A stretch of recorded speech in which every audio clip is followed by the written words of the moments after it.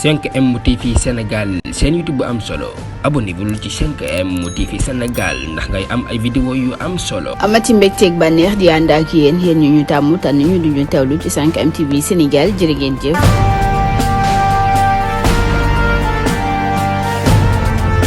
mbokk yi siifur 5M TV Sénégal dalee nag jàmm ci xibaar Macky Sall dafa singili waa kër Serigne Touba yi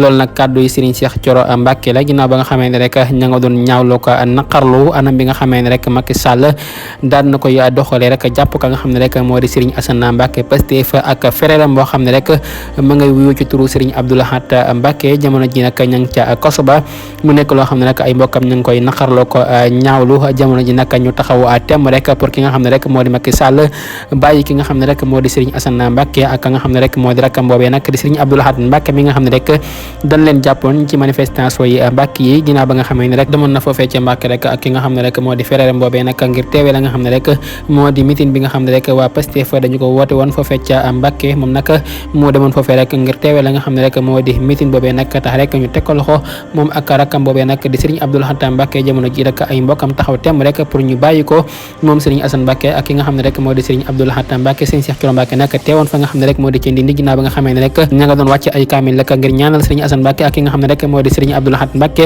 ngir rek ñu génn ci biir kaso bi Serigne Cheikh Thioro Mbacké ne yëkkati ay kàddu di wax ne jamono ji na Macky Sall nag dafa singili ñi nga xam ne rek ñoo di waa Mbacké ak ñi nga xam ne rek ñoo di Mbacké yi jamono ji nag ay mbokkam taxaw temb rek pour ñu bàyyi Serigne Assane Mbacké Pastef ak ki nga xam ne rek moo di Serigne Abdou Lahad Mbacké di rakk ci Serigne Assane Mbacké jamono ji nag ñuy wax ak yéen ña nga ca biir kaso ba.